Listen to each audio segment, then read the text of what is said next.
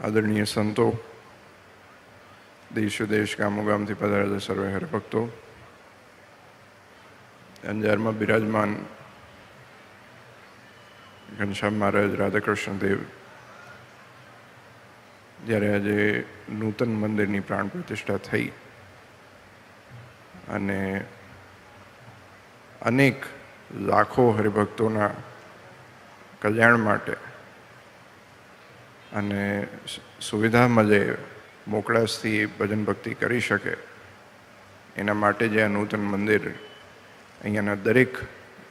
હરિભક્તોના સાથ સહકારથી, સંતોના સાથ સહકારથી, ભાઈઓ બહેનો, સાંખ્યોગી બહેનો બધાના યોગદાનથી જ્યારે આ મંદિર તૈયાર થયું છે ત્યારે ખૂબ આનંદ થાય અંતરમાં અને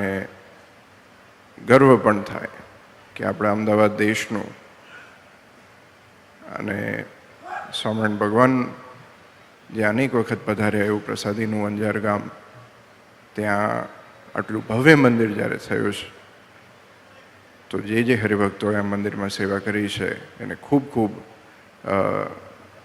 ખૂબ આભાર દરેક હરિભક્તોને અને દરેક સંતોને, અને પોતાનું જાણીને જ્યારે આ બધાએ સેવા કરી છે. આ ઉત્સવ ઘણા સમયથી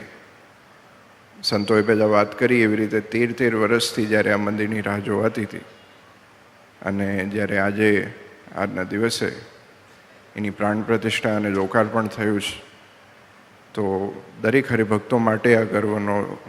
ગર્વની વાત કહેવાય. આપણા અમદાવાદ દેશની પ્રણાલિકા છે કે સંતો, હરિભક્તો, આચાર્ય એની એકતા અને એના અરસપરસનો પ્રેમ એ આપણી સૌથી મોટી મૂડી છે. એનાથી વિશેષ કંઈ પણ નથી. એ પ્રેમ જ્યાં સુધી છે, જ્યાં સુધી સંપ્રદાયમાં એકતા છે, ત્યાં સુધી વિકાસ છે. અને એમાં વડીલ સંતો હોય, યુવાન સંતો હોય, ગામડાના હરિભક્તો હોય, વિદેશના રહેતા હરિભક્તો હોય, બધાએ જ્યારે એક થઈને એક લક્ષ્ય માટે કામ કરે છે કે કઈ રીતે આપણે સમસ્ત અમદાવાદ દેશનો સત્સંગ આગળ વધારવો અને અનેક લાખો હરિભક્તો સુધી જે સ્વામિનારાયણ સંપ્રદાયના મૂળ સિદ્ધાંતો સ્વામિનારાયણ ભગવાને આપણને આપ્યા છે એ પહોંચે અને અનેક જીવોનું કલ્યાણ થાય, એના માટેના જ્યારે દેશમાં વિદેશમાં પ્રયત્નો થતા રહે છે, અનેક મંદિરો થાય છે, તો આપણી ખાલી એક જ ફરજ બને છે કે આપણે આ એકતા અને પ્રેમ જાળવી રાખીએ. અને ભુજમાં જ્યારે આવવાનું થાય ત્યારે વિશેષ કરીને એકતા અને લાગણીનો અનુભવ થાય છે. કારણ કે જે ઇતિહાસ છે ભુજનો, અમદાવાદ ગાદી, એ ખૂબ નિકટના સંબંધો અને પ્રેમના સંબંધોનો છે. પછી એમાં મહંત સ્વામી હોય કે બીજા વડીલ સંતો હોય કે યુવાન સંતો હોય,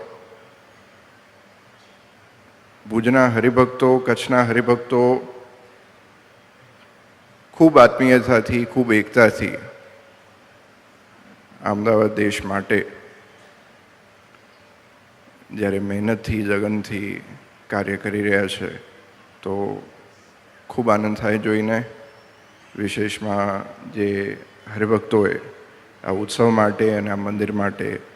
જે પણ નાનું મોટું યોગદાન આપ્યું છે, અને અહીંયા આપ જોઈ રહ્યા છો આટલા ગરમીમાં પણ બહાર હરિભક્તો કિચનની સેવા હોય, પાર્કિંગની સેવા હોય કે લોકોને પાણી પીવડાવવાની સેવા હોય, એ ભાવથી અને ભગવાનને રાજી કરવા માટે જ્યારે કરી રહ્યા છે તેમને પણ ખૂબ ખૂબ આભાર. અને અંતે મારાના ચરણોમાં એ જ પ્રાર્થના કરીએ કે આ નૂતન મંદિરમાં બિરાજમાન ઘનશ્યામ મહારાજ અને રાધાકૃષ્ણ દેવ આપણે બધાએ મનોરથ પૂરા કરે અને સાથે સાથે આપણા બધાને ભજન ભક્તિ કરવાનું અને સત્સંગ કરવાનું બળ આપે. એ જ આજના દિવસે નારાયણ દેવના ચરણોમાં પ્રાર્થના.